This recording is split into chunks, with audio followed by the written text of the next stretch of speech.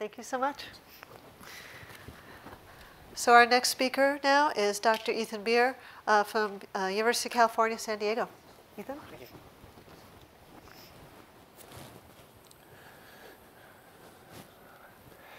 you. Well, I too would, of course, like to offer my great gratitude to Paul Allen and to the very generous funding that we've had. Now, at the end of my talk, I'm going to give a sense of what impact it's had. It's in my own career, it's had an absolutely enormous impact, and I hope that gets through. Anyway, it's the works that I'm going to tell you about today started off with this very gifted graduate student, Valentino Gantz, who had an idea to address a problem that I jokingly say there were 4 people in the world who cared about, 2 of whom were himself and me, that had to do with the patterning of the wing, and I'll talk very briefly about that at the end too.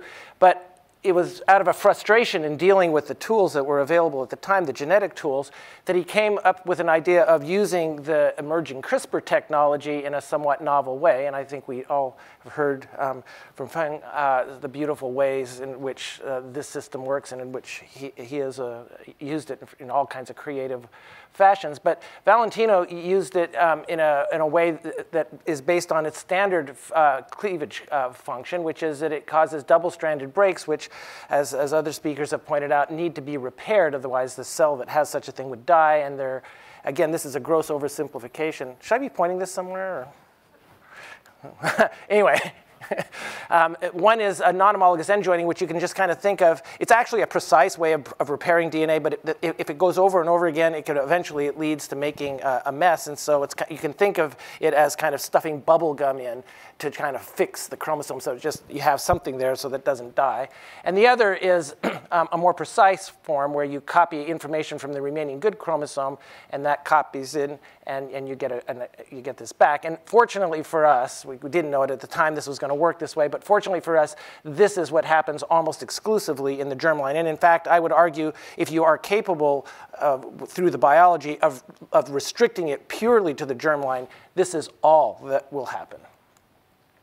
And so what Valentino's idea was is you take the Cas9 and the guide RNA and you encode it in a cassette between homology arms that immediately flank the cut site for the Cas9. And then what happens is that you repair this double-stranded break by copying in through the cassette and back into the genome so that you insert the guide RNA, the Cas9 and guide RNA precisely at the site where it cuts the genome.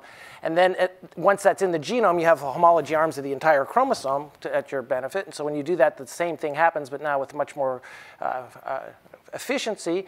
And this then copies itself to the point where then both the mom and dad chromosome carry this genetic information. That's a very new way of sort of having things inherited. And so this is just a little cartoon an animation that he created for the initial discovery, which was in fruit flies, which normally have a brown color. And he put this in the gene one of the genes for pigmentation of the thing, and boom, it turned into yellow as a function of this thing copying itself into the other domain. And then this was transmitted to the vast majority of the progeny. And since then, I don't have time to talk about it today, but since then it's been used for this certain sort of what's known as gene drive technology, in which you associate the element that can copy itself and therefore spread through a population. You either associate it, in our case, with something that immunizes, say, mosquitoes against malaria. And we have a collaborator, Tony James, who has spent his career generating these immunizing cassettes, and then could immunize a population to make it refractory to propagating malaria. Or there's an alternative approach favored by the Imperial College Group, where they kind of use this as a Trojan horse to sleuth in something that will eventually kill the mosquitoes and then reduce the population. I'm happy to discuss those things and why we favor immunizing them versus killing them. But that's a major element of the technology that part of the group that we have is studying. But the use of it in a more general way, which we refer to as active genetics, is something that we proposed that, yes, there are these gene drive applications of it and neutralizing drives, which we're also showing work extremely well. And I just should state that the sort of modern versions of these that we're looking at, they get inherited by 99% of the progeny or more. So they're extremely efficient at this sort of this activity, and these work very well as well. But what I'm going to focus on more are, and just briefly talk about it, are this more general use of active genetics to manipulate genomes and essentially bypass the rules of Mendelian inheritance. Mendelian inheritance is plagued by two very annoying things. One is independent segregation of chromosomes. So if they independently associate, well then, you have to do this combinatorial thing to figure out how you're going to get 4, 5, 6 different traits all together in the next animal. It becomes kind of an exponential nightmare in terms of the number of progeny you have to look through. And another exceedingly annoying thing from a geneticist's point of view is linkage. If two traits that you like are right next to each other, it's very difficult to separate them. And if you want to put them together, it's very difficult to put them together if they're on opposite chromosomes. But the beauty of this active genetic system is that it's completely blind to that. It just shoots one onto another. And that's why we call these copycat elements that have this capacity. And so the idea is if you have two such copycat elements, you have one that cuts, so this one has a guide RNA that cuts at the site where it's inserted, this one at this site. And then you add Cas9, and that Cas9, if it's in a gene drive, is provided with the gene drive. But the more general feature is to provide it in a conditional way so you can control it. If you have the gene drive with the Cas9, it's kind of like a car with a gas pedal stapled to the floor. It's hard to stop it, and it's not easy to park and so forth. Whereas if you can conditionally provide the Cas9, you can manipulate it in a more controlled way. And for many, many applications, we think this is by far the most useful way to do it. And so in this kind of situation, for example, this one cuts this chromosome, that one cuts that chromosome, and boom, you've got them both. And we've shown that this can work. They can be very far apart. They can be close. They can be on different chromosomes. And so it's this type of technology that I just want to tell you about. And we've shown that this works very well in fruit flies and in mosquitoes. But of course, one's interested in knowing, can you generalize it to other organisms, and in particular mice, because mice are one of these organisms, these model systems, where people are trying to look for more and more complex genetic systems, to do optogenetics, to do evo-devo studies, and to do studies where you humanize mice, for example, for the immune system, you humanize mice for drug metabolism, and then you'd like to have a mouse that had all of those things together, and that could be like 10 different things. How do you do that? And so the idea is that with this kind of system in mind, where these elements can copy each other, you have mice that have two different such active genetic elements. That is, they have guide RNAs that are cutting at the sites where these elements are inserted. And then you, in the presence of Cas9, which is indicated by this little black dot here, you've got these animals that have the Cas9 and these two different insertions initially in a heterozygous state, but then they copy, and so that all the progeny get them. And then you have animals that have both at a very high frequency. And then you have another one that's got a complex array. So again, this could be the humanized immuno mouse, and another one for drug metabolism or something. And then you cross those to each other. Again, they're all heterozygous. And if you had to assemble this by the independent segregation thing, you'd be pulling your hair house, have millions of mice, and it would just take forever or not even be possible to do. But in this case, you would be able to do that much more adeptly. And so then at the end, once you're done with this, you say, okay, enough is enough. I don't want to have this go on forever. You just use the fact that the Cas9 is only on one chromosome and it's conditional, so that you just remove it at the last step genetically, and now you've got a stable modular aggregation of genes that if you wanted to add to it, you could. And it's also, you could say, well, if you really were wanting to be hard-nosed, you could say, well, you could just build one genetic model in the background of another if you really wanted to combine things.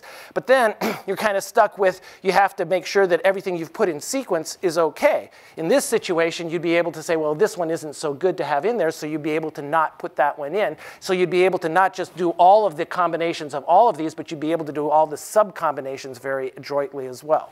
So this will, we would think, dramatically accelerate the way one can do mouse genetics or genetics in any other organism. And this would be a great example also for agriculture. You could do the same thing in plants. And plants also come, ones that are used in agricultural things like wheat and canola, they're polyploid. So that just compounds the problem when you have 6 copies of a chromosome or 4 copies of a chromosome that you'd have to go through.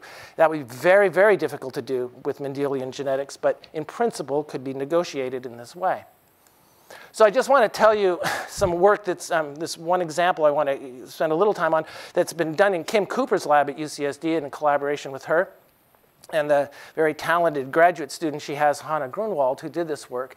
And so kind of piggybacking on the idea of what we've done in flies, where we looked at a pigmentation locus, decided to target the tyrosinase locus and insert a very simple copycat element that just has a dominant marker and a guide RNA. It's the simplest possible kind. But what it could do is it could cut the opposing allele and copy itself. And a very important element of this study and in general of the work that as we've been doing it as it's progressed is to be able to distinguish genetically the donor chromosome that has the element and the receiving chromosome. And in this case, it's by virtue of a SNP in the gene that causes a chinchilla body color. So the tyrosinase chinchilla allele is what we use to distinguish the donor from the receiver chromosomes.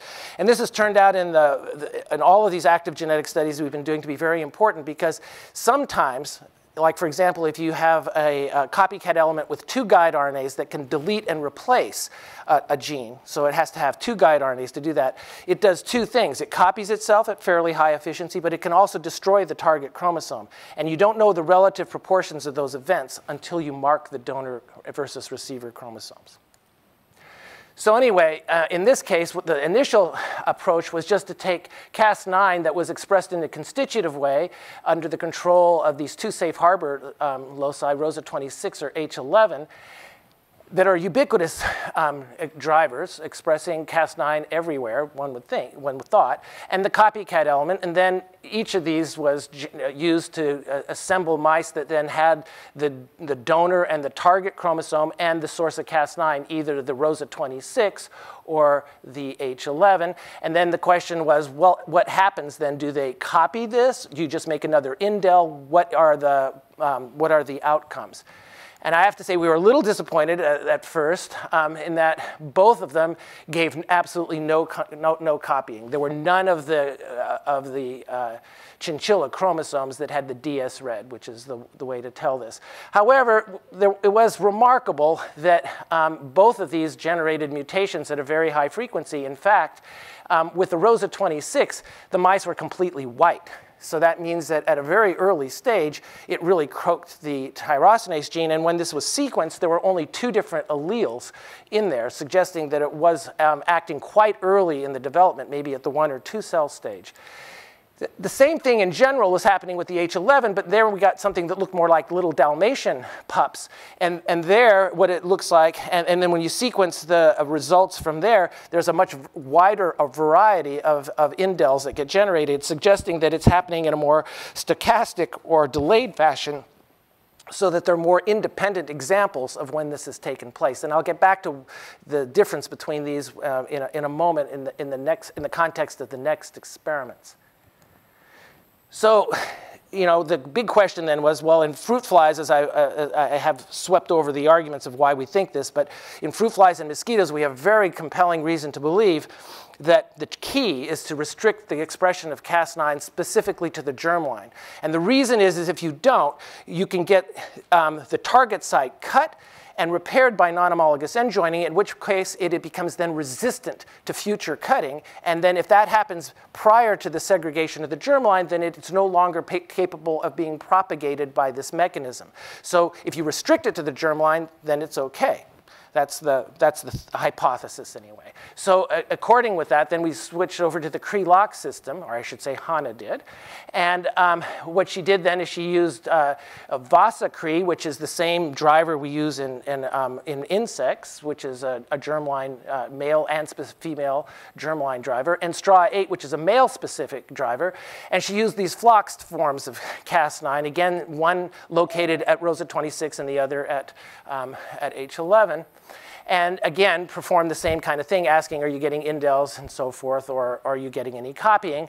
And the good news there is that if we look among the females, a very significant fraction of them, particularly using the H11, 45% overall, gave rise to copying. And in fact, the top performing family, which had quite a few in it, gave 79%. And now these are numbers that are just looking at the target chromosome. So if you ask what is the actual transmission rate, it's actually 50% plus half of this value. So for the average, that's 45 plus, that's 50 plus half of 45, which gives you 72.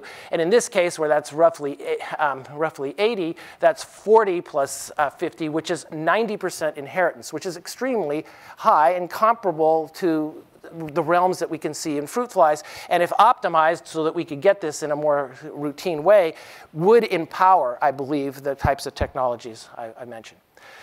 So I'd like, and the other interesting thing is didn't mention it because we're on a kind of rapid time scale here, but it worked much better through females than through males. It didn't work at all from the STRA8, for example. And there, again, the explanation that we think is likely to explain it is that there are many more somatic cell divisions in the male germline than in the female germline, more opportunity for making mistakes. So I'd like to kind of end with a big appreciation for the Allen Institute support, the great stimulation that I got and UCSD got from the visits that Kathy and Tom made to the campus, and eventually resulted in a whole group of us becoming very excited about generalizing this active genetic technology to the various insects, mice, fish, and plants. And so I'd like just to give you a very brief overview of what is happening now on a campus-wide level as a consequence of this nucleating event, the most critical event in my own scientific career, and I'm truly not exaggerating that. And again, I must emphasize in all sincerity the key element of Allen's support to that, to this being nucleated and this fire being set. So in my own close sphere, where we look at evo-devo in fruit flies, my own lab is working on the wing problem, which was what Valentino was working on to begin with, and we're trying to decode a cis-regulatory element. Bill McGinnis is working on a Hox gene, and I'm going to tell you about these two in a little bit more detail. The evo-devo invertebrates, Kim is all doing this because she wants to make these double-cut copycat elements that replace genes like the MSX gene that she believes are different, that creating the different morphology from the jerboa that has a long leg to the normal short-legged mouse. Debbie Yellen is working in the same way in zebrafish. She has transgenic zebrafish where she also has a copycat in the tyrosinase locus, and we'll see how that works. Eventually, Kim would like to answer these questions about how the bones form in long versus short-limbed animals. Debbie's interested in questions like how do you go from a two-chambered heart, as you see in a fish, to a four-chambered heart, as you see in vertebrates. In my own case, in the fly, we're trying to decode a cis-regulatory element that makes this wing vein. That's what Valentino was all interested in. In the housefly, this vein is shifted much more anteriorly, and if you do a double-cut copycat element that replaces this CRM, cuts it out and puts it in place, the one from Musca, you get this big shift in the L2 vein. So one of the things we're really interested in doing, and Emma Farley, that is a bioinformatician, is coming in to join us in this collaboration, is to understand and decode what that is. This is a 2 kb piece of DNA. It's got certain hyperconserved islands. What pieces of it are essential for this big shift. It's 18 cells that it shifts the position here. It's quite remarkable. And with Bill McGinnis, well, there's been an ongoing discussion that we've had for years, which is what do Hox codes do? Do they provide an abstract positional code, which is what Bill thinks, or do they actually provide a little bit more?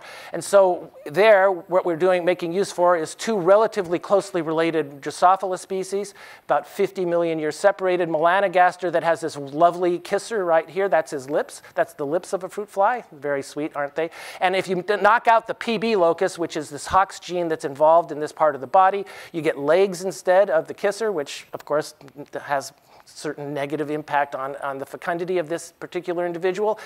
And if you look in Drosophila mimica, which is about 40 million years or so diverged, it has this kind of predator face, not a very handsome face at all. And so the question is that if you replace one with the other, what will you get? This mutant has been made. The transgenics that put this in are being screened for, and hopefully soon we'll be able to do that. And then, we're also looking at making tools for genome engineering. Last time I was here, I talked about this copy cutting thing, which is a way of creating allelic drive. You don't have to just be able to drive big pieces of cargo. You can drive single point mutant alleles. We've generalized that to another thing called copy grafting, which this works about 50% of the time by chance. This should work about 90% of the time. I mean, almost in every case, one would be able to do this.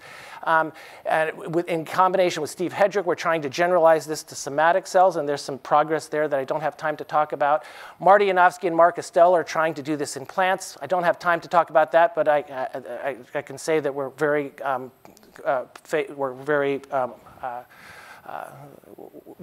the data are promising, let's put it that way. And we're also trying to generate active genetics in bacteria. And here, too, we believe in both of these cases that there are stories that are coming close to publication. And so in the next time, I should be able to give great details about those stories as they come to fruition. And so I'd like to thank, Valentino, of course, recognize him. He's gotten an independent director's award as a consequence of this. There's been a lot of other funding that, of course, that has come because of all this work. And Annabelle Guichard is the person who did the allelic drive stuff that I didn't have time to talk about. Hannah's in Kim's lab did all the mouse work, an absolutely wonderful graduate student. And of course, it's impossible to understate my gratitude to Paul. Thank you.